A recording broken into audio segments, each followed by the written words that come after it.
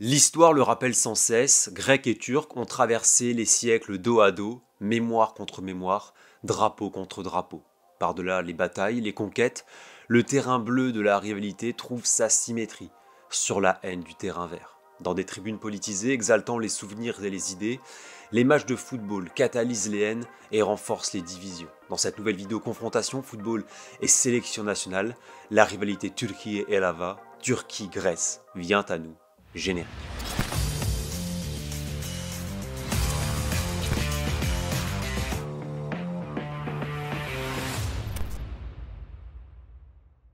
Salut les amis, j'espère que vous allez bien, c'est Valentin, très heureux de vous retrouver pour une toute nouvelle vidéo. Et une fois de plus, on va parler rivalité des sélections nationales avec un épisode aujourd'hui consacré à la rivalité entre la Grèce et la Turquie. Une rivalité qui englobe beaucoup de choses, une rivalité historique, mémorielle, géopolitique, notamment dans la mer Méditerranée, et une rivalité sportive, parce que le sport, le football, ont pu être le terrain de l'animosité entre Grecs et Turcs. Ça va être une très longue vidéo avec beaucoup d'informations, de la documentation, beaucoup d'histoires aussi, donc accrochez-vous bien. J'espère que ce sujet vous plaira, que vous arriverez à comprendre des choses, à apprendre des choses. Et puis comme vous le savez sur l'Arena, les sujets rivalité sont des grands piliers de la chaîne YouTube. Avant de commencer la vidéo, n'hésitez pas à liker et à commenter, c'est gratuit et ça référence la chaîne. Vraiment, c'est le meilleur moyen de me soutenir. Et puis si vous ne voulez louper aucune vidéo de ce genre sur l'Arena, n'hésitez pas à vous abonner et à activer la cloche. Merci pour vos retours sur les 2 premiers épisodes d'En route pour l'Euro. Comme vous le savez peut-être, il y aura une réorganisation là-dessus sur la série, j'en reparlerai un petit peu en fin de vidéo. Installez-vous bien confortablement. On est parti. Avant de voir comment la rivalité se matérialise en football, il est impossible de parler de Grèce-Turquie sans parler d'histoire. Il y a un contexte très important. Si Grecs et Turcs sont aujourd'hui des alliés militairement, pays membres de l'OTAN, ça n'a pas toujours été le cas dans l'histoire. Et les deux peuples se sont opposés depuis des siècles entre confrontation d'empires, d'un côté l'Empire ottoman, de l'autre l'Empire byzantin. Et puis, à partir du 19e siècle, la guerre va profondément marquer les deux camps. D'abord en 1821, quand la Grèce obtient son indépendance à la suite de la guerre gréco-ottomane. Avant 1821 et pendant des siècles, la Grèce a été sous domination ottomane, l'Empire ottoman qui était un territoire très vaste, s'étendant jusque dans les Balkans actuels. Et donc, l'indépendance de 1821, dont on a fêté le bicentenaire il y a 3 ans, est un événement majeur de l'histoire grecque, mais aussi de l'Empire ottoman, parce que ça va être le début du déclin de cet empire, celui qu'on va appeler l'homme malade de l'Europe avant le début de la Première Guerre mondiale. À la suite de la Première Guerre mondiale, la Grèce gagne beaucoup de territoires, notamment la Thrace orientale, qui se situe aujourd'hui en Turquie. Mais ce n'est pas du goût des nationalistes de Mustafa Kemal, dit Atatürk, qui entament une reconquête des territoires perdus après le démantèlement de l'Empire ottoman. De 1919 à 1922, la guerre gréco-turque oppose les deux camps sur la base de conquêtes territoriales et de présence de minorités de part et d'autre. Aboutissant à la création de la Turquie moderne en 1923, Kemal et les nationalistes turcs l'emportent face aux Grecs. Cette guerre et cette victoire turque sont extrêmement importantes dans le narratif turc, dans la construction de la nation turque. A l'inverse, pour les Grecs, c'est un traumatisme. Il y a notamment 2 événements majeurs qui vont marquer à jamais les mémoires grecques. Premièrement, c'est l'incendie de Smyrne en 1922 pendant la guerre. Smyrne qui est aujourd'hui la ville d'Izmir en Turquie.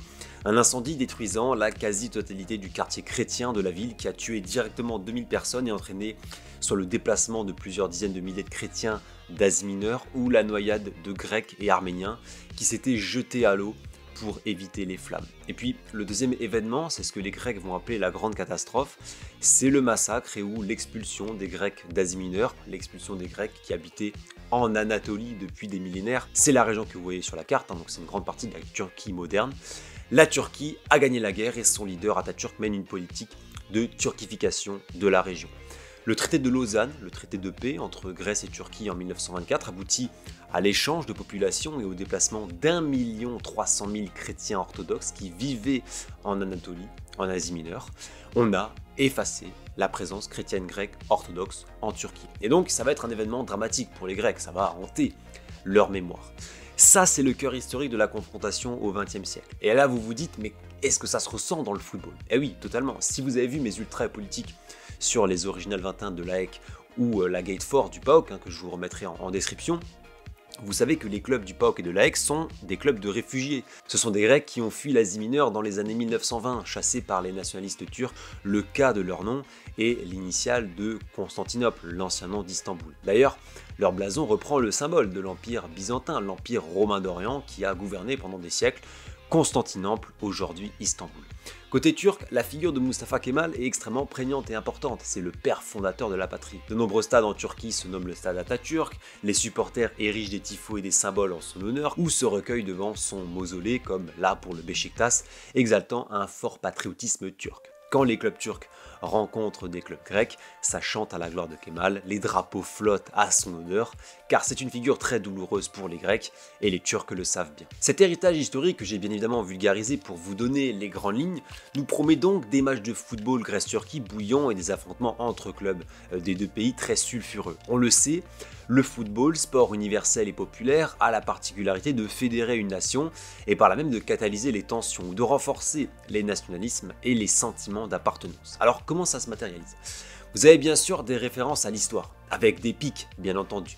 En 2002, alors que le Fenerbahçe joue le Panathinaikos, les supporters du Fener déploient une longue banderole avec marqué Istanbul depuis 1453, avec le sultan Mehmed II, le 7e sultan de l'Empire ottoman. Alors, 1453, date ultra importante pour tous les amateurs d'histoire, vous la connaissez peut-être, 1453, chute de Constantinople, l'Empire romain d'Orient, l'Empire byzantin, dont la langue principale était le grec ancien, de culture chrétienne, perd Constantinople au profit des troupes ottomanes. Le symbole de cette défaite chrétienne, c'est Sainte-Sophie, qui était une basilique et qui à partir de 1453 devient une mosquée. C'est la conquête de l'islam de la future Istanbul et donc 1453 est une date de fierté pour les Turcs. A l'inverse, pour les Grecs, c'est un souvenir de défaite. Et donc forcément, arborer cette banderole trouve tout son sens dans un match entre le Panathinaikos et le Fener. Pour de nombreux Grecs, et notamment les ultras des clubs, Istanbul, donc qui était autrefois Constantinople, est une ville miroitée, c'est la mère patrie. Se rendre à Istanbul, c'est se rendre en pèlerinage dans ce qui était autrefois le berceau de la culture grecque orthodoxe. Vous avez énormément de fans grecs qui, pour le symbole, posent devant la mosquée Sainte-Sophie, autrefois berceau spirituel orthodoxe. Ici, la Gate 7 de l'Olympiakos, bâche exhibée, slogan nationaliste, drapeau de la première république grecque, mais aussi drapeau de l'Empire byzantin, l'empire qui a perdu Istanbul en 1453. Ici, la Gate 13 du Panathinaikos avec le drapeau grec et le drapeau grec de Chypre. On parlera après de ce drapeau, mais bien évidemment, les significations sont très importantes. Montrer ça à Istanbul, c'est symbolique. Les R21 de l'AEK l'ont fait aussi. Enfin bref, tous les ultra-grecs qui se rendent en Turquie pour suivre leur club le font. Et beaucoup de lambda aussi, certains touristes grecs se photographient avec le drapeau grec devant la mosquée.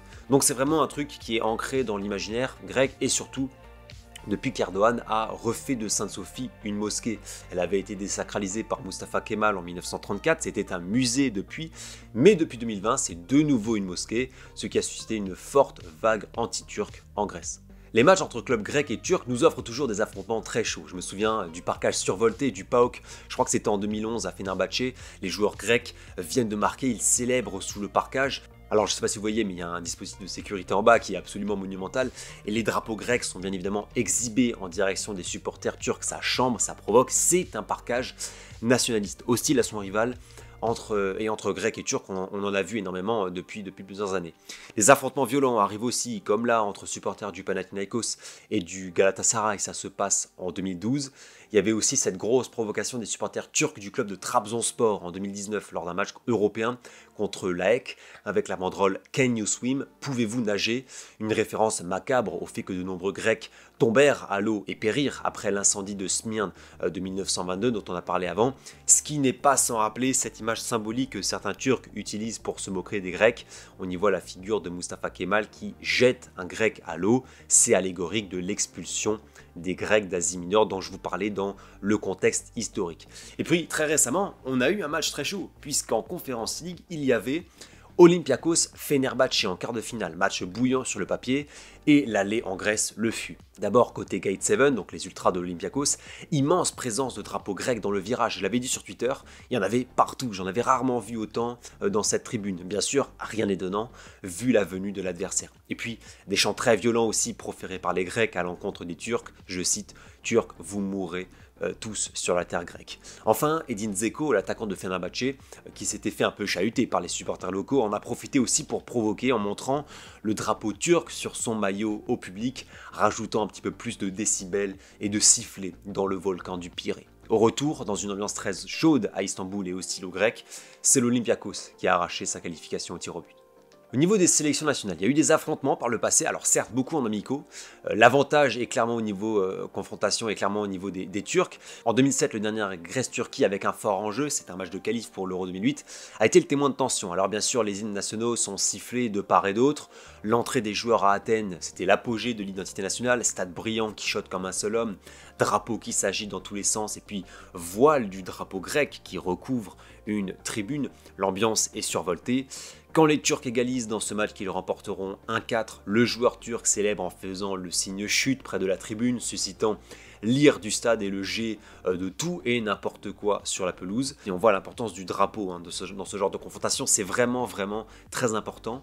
Vous le savez peut-être d'ailleurs, mais on a bien failli revoir un Turquie-Grèce. Et alors là, à un niveau sportif jamais atteint, pour la phase finale de l'Euro 2024. Et oui, la Grèce ayant échoué en barrage contre la Géorgie, manquant un 3e Euro de suite, pas de Grèce-Turquie dans le groupe F en Allemagne dans quelques semaines, mais les perspectives étaient présentes. Et vu la rivalité, vu les précédents, ce match aurait été monstrueux sur le papier dans un pays en plus où les deux communautés sont très nombreuses. Je terminerai cette partie par souligner le poids des réseaux sociaux dans la continuité de la rivalité. Il y a un grec par exemple qui avait écrit sur une vidéo des hymnes Turquie-Grèce, je crois que c'était en 2005, « Notre hymne dans notre ville », ce à quoi un Turc répond « Bon rêve à vous ».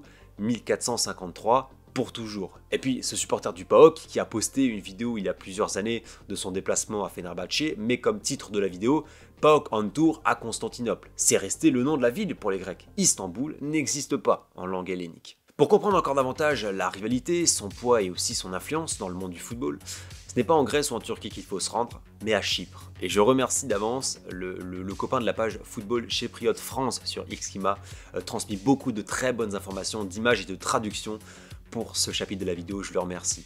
Chypre, c'est un État indépendant, membre de l'Union Européenne et une île méditerranéenne orientale située au sud de la Turquie. Sauf que depuis 1974 et l'invasion turque de Chypre, l'île est divisée en deux. 68% de l'île, c'est Chypre, qu'on connaît, l'État indépendant, tandis que les 38% restants sont le territoire de la République turque de Chypre du Nord. Une entité que seule la Turquie reconnaît comme État indépendant, donc c'est une sorte d'État fantôme qui en fait n'existe que grâce à la Turquie.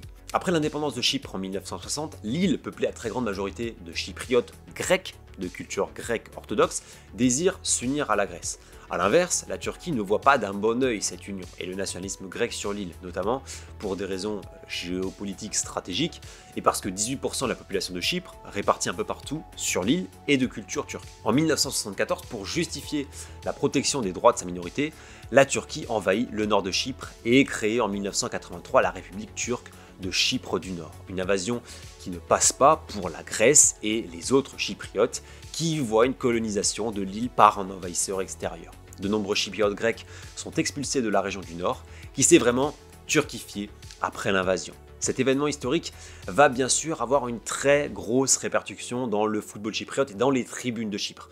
La culture ultra à Chypre est influente, très puissante, très violente aussi. C'est proche de ce qui se fait en Grèce. Et à Chypre, une très grande majorité des groupes ultras sont de droite et revendiquent leur identité grecque et celle de l'île. C'est ce qu'on peut appeler le panhellénisme. Les drapeaux fleurissent, comme ici, dans le parcage de la Gate 1 de l'Apollon Limassol, c'était à Rome, on voit les drapeaux grecs de partout. Ou ici, lors d'un match d'Europa League entre l'Apollon et Trabzonspor, le club turc. Le drapeau grec est montré, visible, on le voit partout. On le retrouve aussi chez les Marchites, les ultras de la Nortotis, des centaines de drapeaux grecs en tribune, et puis cette image extrêmement intéressante, pleine de symbolique, où on voit plusieurs drapeaux. Alors, il y a deux drapeaux grecs, bien évidemment, ça vous le connaissez, le drapeau grec de Chypre aussi, c'est le drapeau qui revendique l'identité grecque de l'île. On voit donc ce drapeau bleu, croix blanche, avec le territoire de l'île au milieu. On voit aussi le drapeau de Macédoine de Grèce, dont on avait parlé sur la vidéo du PAOK, là aussi ça renvoie à une forme de nationalisme grec, et puis le drapeau jaune de l'Empire byzantin, qui je le rappelle, a perdu Constantinople en 1453. Ces drapeaux-là, on les retrouve dans la quasi-totalité des virages de Chypre, et notamment chez la Poème Nicosie qui représente peut-être le mieux l'identité grecque sur l'île. Déjà dans le nom de l'équipe fondée dans les années 1920, c'est littéralement le club de football grec de Nicosie. Et dans ce virage, on va sentir la version à la Turquie, comme ici avec un drapeau turc brûlé, des chants en l'honneur de la Grèce, des immenses drapeaux, surtout dans les matchs médiatisés comme en Ligue des Champions, et puis beaucoup de messages politiques, comme ici, lors d'un match contre un club de l'Azerbaïdjan avec les drapeaux grecs et les drapeaux grecs de Chypre, dont on a parlé, et puis cette banderole, Chypre c'est la Grèce, le Haut-Karabagh c'est l'Arménie. Il y a bien sûr un lien entre Grecs et Arméniens, deux peuples orthodoxes, deux peuples liés contre ce qu'ils nomment, eux, un ennemi commun, un oppresseur commun, l'axe Turquie-Azerbaïdjan. Un joueur de l'Hapoël avait célébré d'ailleurs il y a quelques années une victoire en terre azérie avec un drapeau grec, bien évidemment très symbolique. Le deuxième message très fort, très politique, c'était un tifo qui avait été animé contre l'Ajax en Ligue des Champions, c'était en 2014, il y a 10 ans. Les joueurs entrent sur le terrain et le virage de l'Hapoël aborde une carte de Chypre divisée en deux, symbole de la partition de l'île depuis 1983, puis le tifo s'inverse, se retourne et laisse place au drapeau grec de Chypre et à l'île unie avec au pied du tifo l'apparition de la phrase « Chypre, c'est la Grèce » en plusieurs langues. Le stade applaudit et acclame le spectacle qu'il est en train de voir. La très grande majorité des clubs et ultra-chypriotes embrassent l'identité grecque. Les couleurs bleues et blancs de la nation grecque sont reprises dans de très nombreux clubs. Les fêtes nationales grecques sont célébrées aussi par les clubs qui mettent des posts sur les réseaux sociaux ou abordent des maillots spéciaux, comme celui-ci il y a 3 ans célébrant le 200e anniversaire de l'indépendance grecque, maillot commun réalisé par l'Hapoël Nicosie et le club grec de l'Astéras Tripolis. Mais ça ne fait pas l'unanimité partout, notamment chez les ultras de l'Omonia Nicosie, l'autre grand club de Nicosie, la Gate 9. Positionné à l'extrême gauche, ultra dit Antifa, il n'apprécie guère le nationalisme grec de l'île. Depuis plusieurs années, les ultras de la Gate 9 prônent une intégration et un rapprochement avec la communauté turco-chypriote de l'île, ce qui bien sûr ne plaît pas du tout à une grande partie de la tifoserie chypriote. Des banderoles hostiles et insultantes envers les fêtes nationales grecques et la nation grecque ont pu être visibles, comme sur cette image. Des drapeaux de Chypre du Nord ont pu être brandis, voire des drapeaux grecs brûlés. Pour les autres ultras de l'île et surtout les rivaux éternels de l'Hapoël, la Gate 9 de l'Omonia est un groupe de Turcs, un groupe de traîtres. C'est les dires d'autres ultra-chypriotes. Le positionnement de la Gate 9 peut paraître étrange, mais, et notamment d'après les infos que m'a transmises Football Chypriote FR sur X, c'est l'idée que, vu leur positionnement antifasciste et politique, et puis leur haine en fait du nationalisme, ils ne veulent pas tolérer le nationalisme grec en tribune sur Chypre. Bon voilà, c'est un petit peu complexe à comprendre. En tout cas, ils n'ont pas hésité à manifester des sortes de soutien à la communauté turque de Chypre du Nord. Rebasculons en Turquie, et bien évidemment que cette cause de Chypre du Nord, elle est défendue en Turquie comme nulle part ailleurs, c'est le seul État au monde qui reconnaît l'existence de la République turque de Chypre du Nord. Dans les tribunes turques, peu importe les clubs, on voit énormément de drapeaux au pied du virage, dans les tribunes ultras, mais aussi ici, lors d'un match justement contre l'Olympiakos en 2003, les ultras de Galatasaray et les Ultraslan ont présenté une bannière avec la carte de Chypre divisée, le drapeau de Chypre du Nord sur la partie nord, et l'inscription « Si vous voulez la paix, reconnaissez la République turque de Chypre du Nord ». On le voit, c'est un territoire contesté, c'est aujourd'hui un point très central et clivant dans la rivalité entre les sociétés grecques et turques et entre les deux mondes footballistiques. En guise de conclusion, on peut rajouter plusieurs choses et en même temps nuancer un petit peu la rivalité. Tout d'abord, Grèce et Turquie entretiennent des relations qui se réchauffent un petit peu. En témoigne le rapprochement historique entamé fin 2023 entre les deux chefs d'État, il y a eu des visites. Il y a aussi des ponts et des liens entre ces deux États méditerranéens. Alors oui, les disputes territoriales autour des îles et des espaces de contrôle, couplées au désir turc d'étendre ce qu'on appelle sa patrie bleue, peuvent donner quelques frictions, nous l'avons vu par le passé, mais économiquement, la Turquie et la Grèce ont des liens très forts. Vous pouvez prendre le bateau très facilement aussi pour rejoindre les côtes des deux pays. On peut aussi dire, et vous l'avez senti dans la vidéo, qu'il y a peut-être un déséquilibre, il y a peut-être une haine plus forte des Turcs chez les Grecs que des Grecs chez les Turcs. C'est en tout cas le sentiment qui peut ressortir quand j'ai travaillé là-dessus. Le poids de l'histoire joue énormément puisque la Grèce a subi beaucoup plus de désillusions militaires, sociales ou politiques que la Turquie dans leurs affrontements. J'aimerais finir cette vidéo par une note d'amitié, c'est celle qui lie certains ultras du PAOK et certains ultras du Beşiktaş. Malgré l'amour pour leur patrie, ce sont des supporters qui maintiennent depuis plusieurs années une ligne politique commune contre l'autorité, contre l'État, très anarchique et très antifa. Il y a un supporter du Beşiktaş qui disait dans un article de SoFoot que je vous mettrai en description: Nous ne sommes ni des fanatiques orthodoxes grecs, ni des fanatiques musulmans turcs.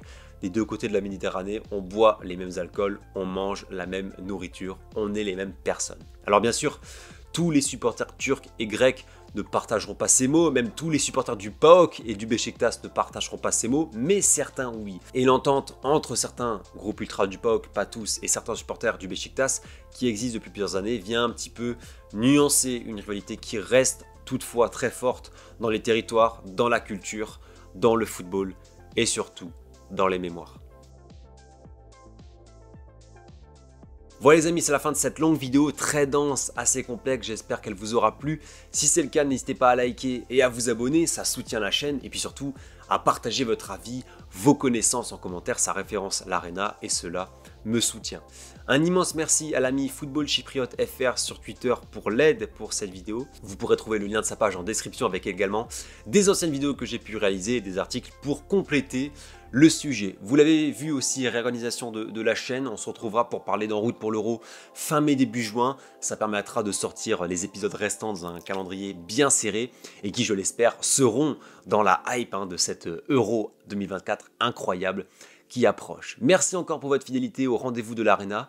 Belle semaine à toutes et à tous et à très vite pour la suite des aventures. Ciao ciao.